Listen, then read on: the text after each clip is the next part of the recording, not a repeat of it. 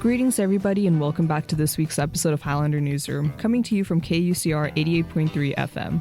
This podcast discusses articles and issues from the weekly edition of the Highlander Newspaper at UCR. I'm Mara Lingovan, the managing editor, joined by sports editor Isaac Solnick. This week, we're going to go ahead and do something a little bit different, and we're going to interview our sports editor. So just to start off, Isaac, can you introduce yourself for us, please? Hey, everyone. My name's Isaac. I'm the sports editor at the Highlander. I just started this quarter. I'm a third-year economics major from Fremont, California, and I love sports. Some of my favorite teams are is Tottenham Hotspur from the Premier League.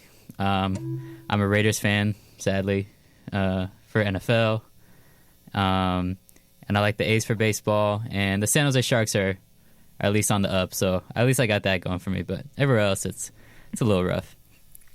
I think it's never a shame to be a Raiders fan. You know, growing up, they were my home team too. Yeah, I know. We lost on Black Friday, which was rough in a rough way. But hopefully next year we'll have a quarterback. And I'm not ashamed of it. I'm just saying it's rough. It's rough sometimes. It do be rough, but fingers crossed for the next season. But yeah, how long have you been writing at the Highlander Newspaper for now? So I started about like this time last year. I came on as a contributing writer.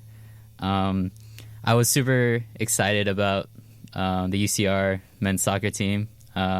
We had just snuck into the Big West playoffs, and I was really also like interested in writing and like at the Highlander and just kind of putting myself out there a little more. I always knew I loved like reading sports articles. Like I used to read ESPN all the time. Now I read like The Athletic all the time. So I was like, oh, maybe I would give writing sports articles a try. And then when that game against UC Santa Barbara last year came around, I was like, oh, I would love to write about that. So then that's kind of how it started. And then so that was my first one I read about. Gotcha. Specifically the game against UC Santa Barbara? Yeah. Well, we had beat them in the Big West final the year before.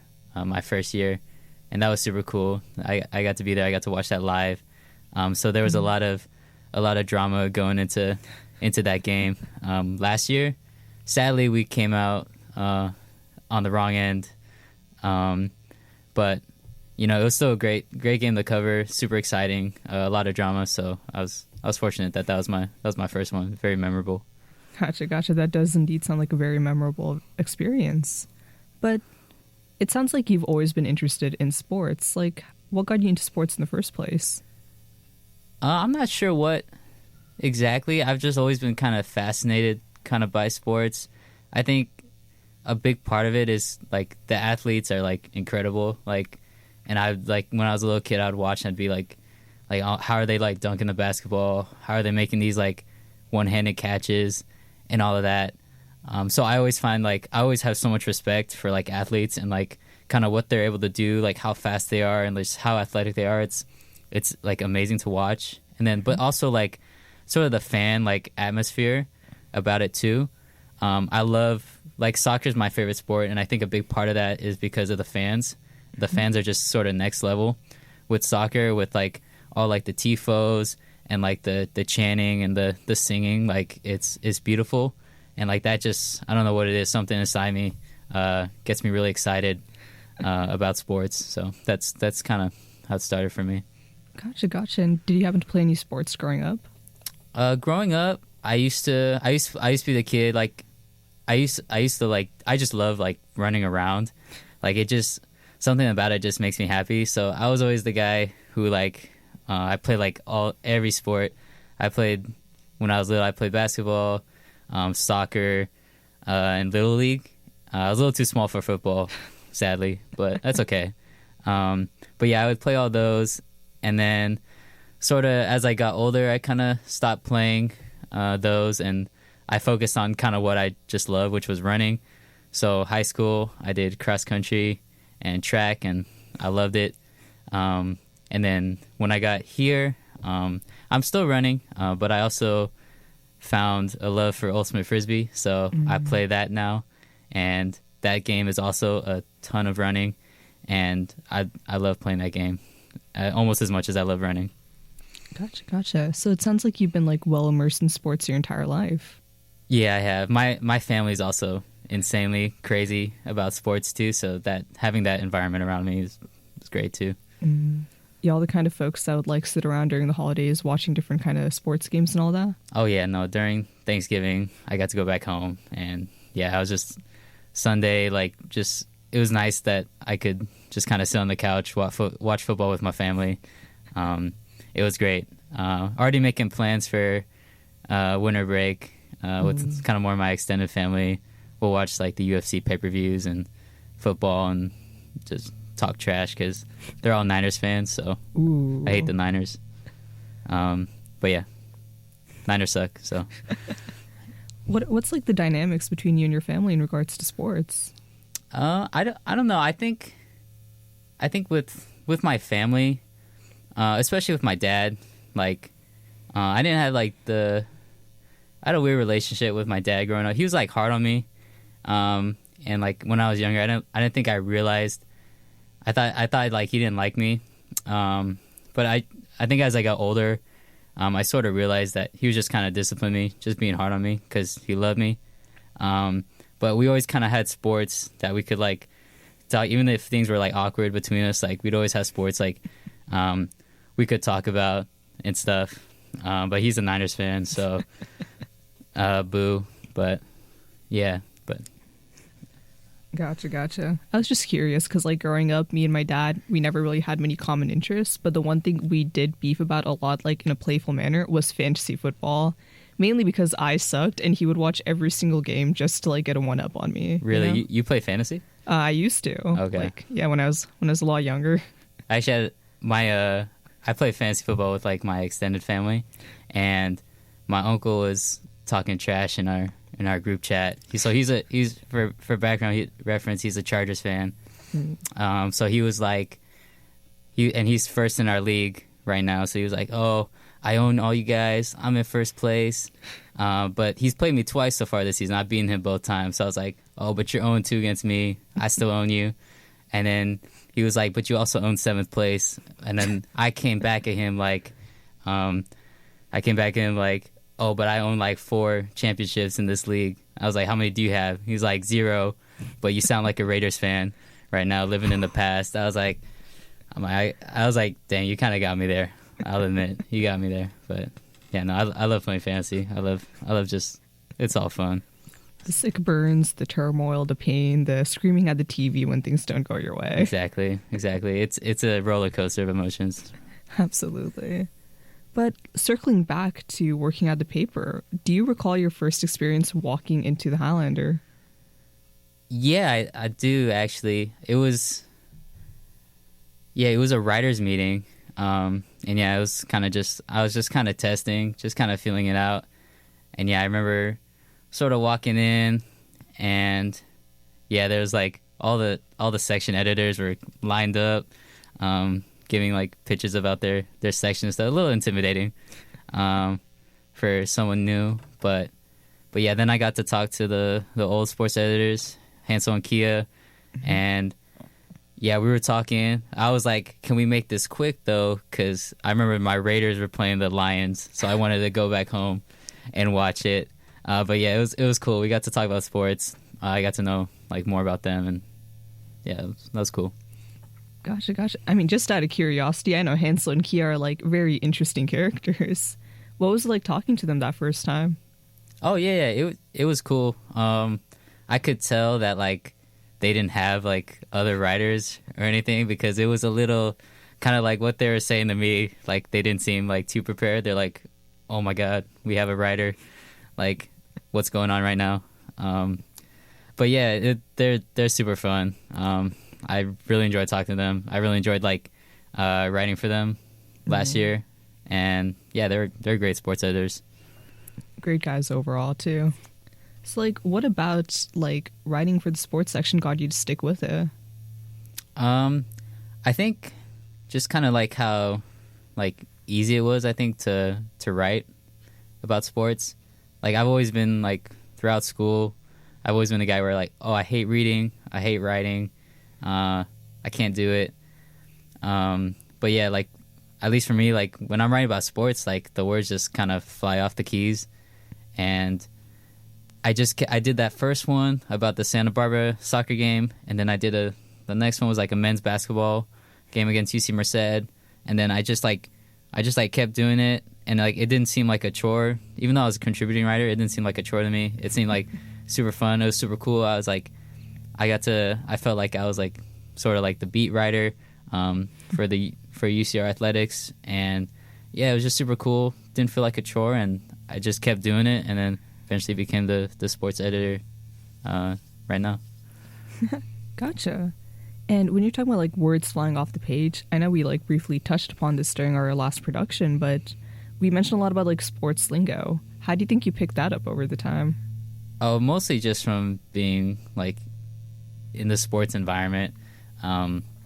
Just like my whole life, I don't like watch TV. I don't like binge shows or anything, because like for me, I'm watching so much sports. Like I don't have time to watch movies or TV, which is cool. I'd rather be watching sports personally, but yeah, just like listening to the commentary like all my life. Like I kind of eventually you pick up on that sports lingo, and it's tough though during prod. Sometimes I have to remind myself that like when you guys are editing like my stuff or some sports stuff, that you guys don't totally know the lingo, as well as like maybe me or Terry do, which is cool though, but sometimes I gotta hold back. I always feel a little silly during prod when I'm like, hey, Isaac, could I get a little translation here? What does this mean?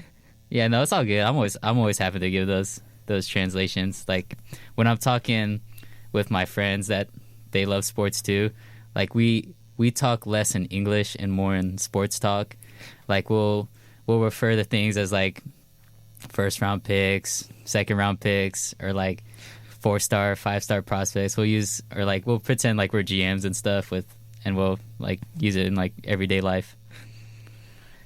And it's just like in general, like no matter, it doesn't have to be in regards to sports, just. Oh yeah, it could literally be at anything, school, work, literally anything. It doesn't have to be sports. We're just talking in sports lingo like we're general managers. Humor me. Give me an example. I guess we were talking about one of our friends is talking to this one girl, but he also has a dating profile, and he was like, guys, I gotta stop it with the Hinge and the Tinder and all that. And we're like, oh, you're trading all your pics for this one girl, aren't you? So there's an example right there. Just like little slides in. Exactly. Gotcha. It's natural. It's natural. It's always interesting to see how like your interests kind of affect you like overall in your life, you know? And it seems like you fully encompass sports. No, exactly. Gotcha. I mean, you know, you're lead sports editor now. Do you kind of remember applying for the position? Oh yeah, I do remember applying for the position. I actually, like, that was for me, like, applying was really weird. It was during like May, and that was like, it was actually kind of a pretty rough time for me. I had just found out like my mom had cancer, my baby cousin, she had autism, and I had sprained my ankle twice that month, which means I couldn't run, I couldn't play frisbee, I didn't have like that de-stressor, and then also like it's May, so like classes and finals are coming up, and then plus I had applying for the sports editor position. So yeah, that was kind of rough. Like, I'll be honest, it was kind of a lot like for me to deal with. But I'm glad it's over though. I'm glad it's over. I'm glad we're here now. But yeah, I'll admit it was a long process. It was rough, but we got there in the end. Mm-hmm. Sounds like you definitely had a lot on your plate, and I'm very glad that you applied. Yeah, no, me too. I'm glad. Yeah. I mean, would you like to share more about like what you do as lead sports editor? Oh yeah, sure. So as lead sports editor, as you imagine, I do a lot of editing for like the sports articles, but also like I do a lot of writing too, covering like the UCR athletics. So at least for our section, we kind of some of the stuff we do, we'll cover, like we'll do game reports, of all like the UCR athletics games and events and stuff. We'll also do we'll try and mix in some like player, team, and coach spotlight articles into all that, basically giving readers of the Highlander like more of a closer and like intimate connection with UCR athletics that way. On the side from all those, we also have like Highlander hot takes, which are like mix of opinions and sports. So for Highlander hot takes, we kind of like give our like hot take or opinion on like a certain topic in the sports world. And then aside from that, we also have Tartan Tailgating, where we go to like local sports events in the SoCal area, and then we kind of detail kind of like the experience at that sporting venue. But those are like the main stuff we kind of do in the sports section. Gotcha. And I've also seen some pieces where you're interviewing specific coaches or specific organizations in the area. What about those? Yeah, those kind of mix in with kind of like the UCR athletics with like the kind of spotlight articles.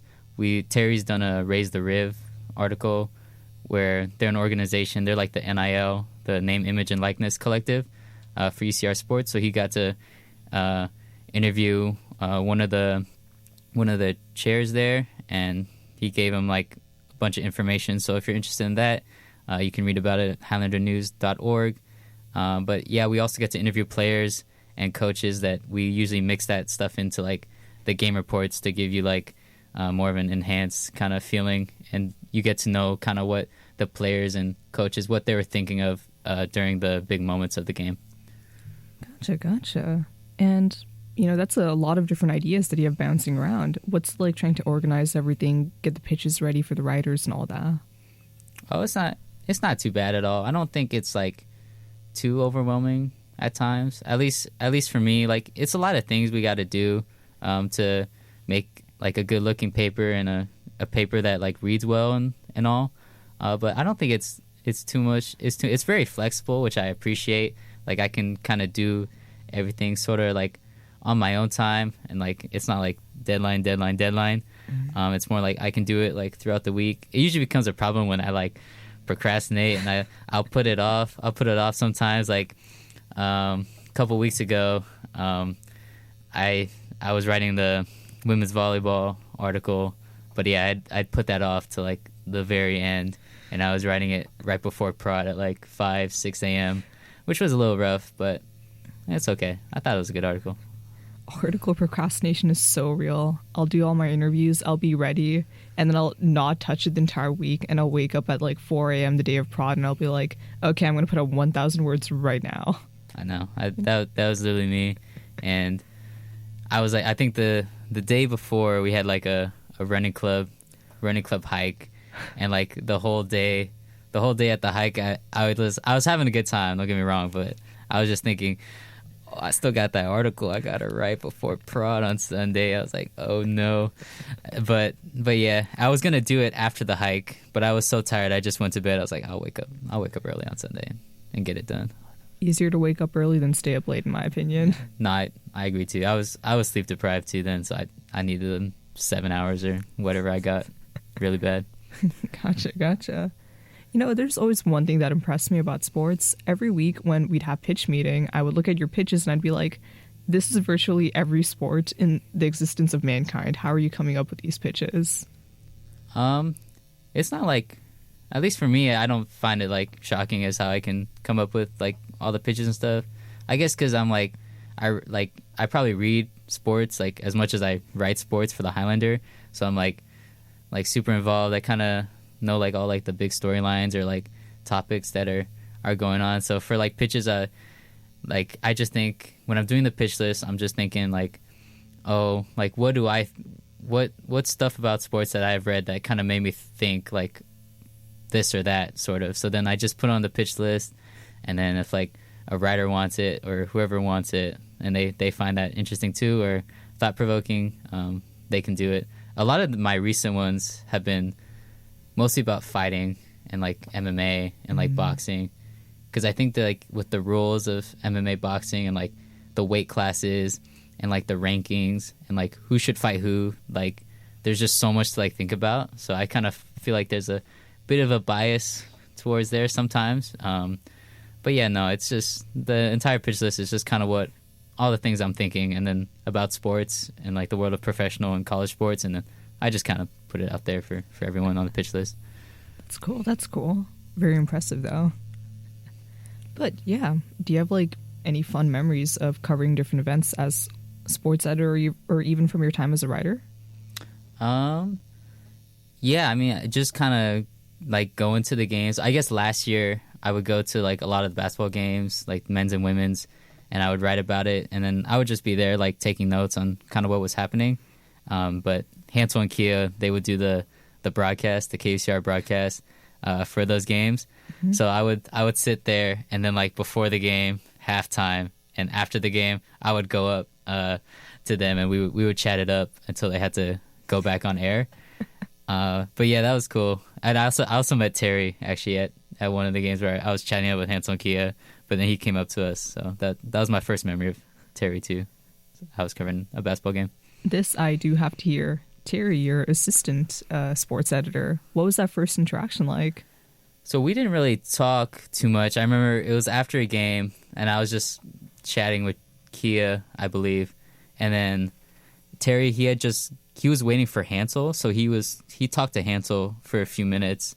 Mm-hmm. So and then I asked Hansel, I was like, hey, who's that guy? He was like, oh yeah, he just kind of hit me up on LinkedIn. He was curious about like doing the broadcasts and stuff. I was like, oh, like that's cool. I didn't think he was actually gonna like start writing for the Highlander. I thought he was just kind of more focused on doing broadcasting and stuff. But yeah, then he started pulling up to the writers meetings, and I kind of met him through that. He's from the Bay Area too, so but he's a Niners fan and he likes LeBron, so ooh, gross. But yeah, no, that's kind of how me and Terry, like, those are sort of our first interactions. That's crazy. Little would you know he would be your assistant one day. Yeah, no, I love Terry as an assistant. He writes, like, his articles are like really good. They're super easy to edit, and then he's also like, me and him, we're like always in the office, so we always hang around. We can always talk. He's always got snacks in the office too, which is great. Comes in clutch a bunch of times. But yeah, he's great. He's also Vietnamese too, so we share that bond. But yeah, Terry's great. Gotcha. I mean, now that we got like a bit of a basis set out, what more do you want your section to be able to do in the future? Yeah, hopefully in the future we can do more, like, I really want to do like more player specific spotlight articles. That's like, at least for me, that's like the one thing I really want to do more, because at least in my experience with reading, like, those are like, for me, by far the most like the articles I love reading the most, and I find the most engaging, just because like you always see with like athletes and stuff, you kind of always see like the athlete side of them and what they're doing like on the field, court, or whatever, but you don't really get to see like sort of the off the field stuff. And like those kind of articles, you really get to see that. You really get to know more about like their personality and their background. So that's something we've done a few of those, don't get me wrong, but I definitely want to hopefully be able to get to do more of those in the future, because I just think they're incredible and amazing to read.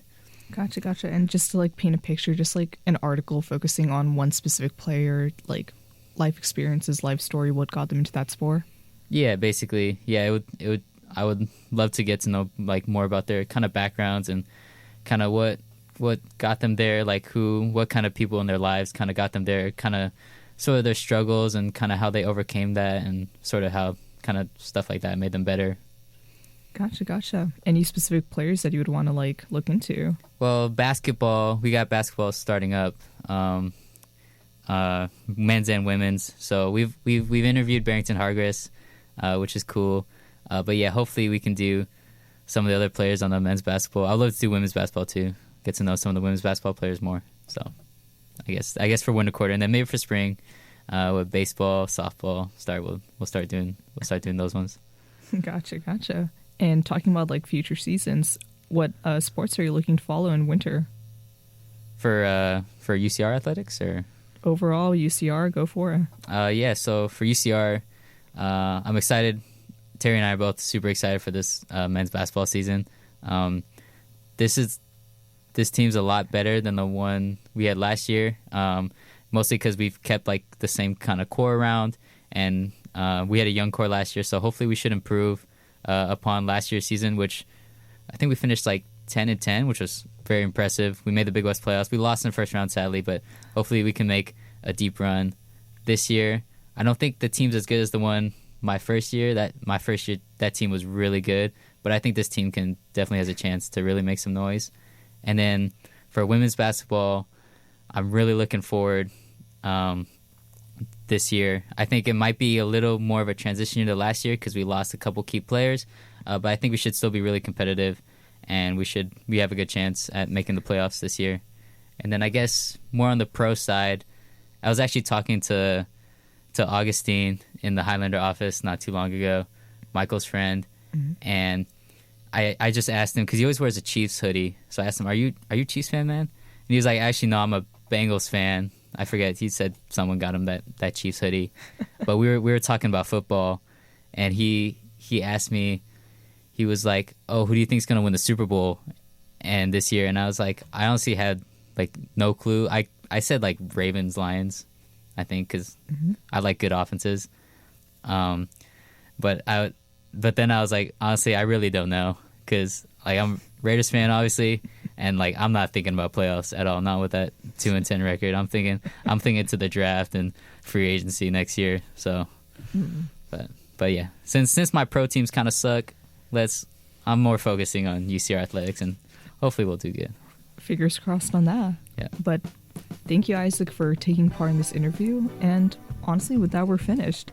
If you'd like to learn more about the topics that we published this week outside of this interview, please feel free to check them out along with the rest of the issue, all available on our website, highlandernews.org, or on our Instagram at the Highlander UCR.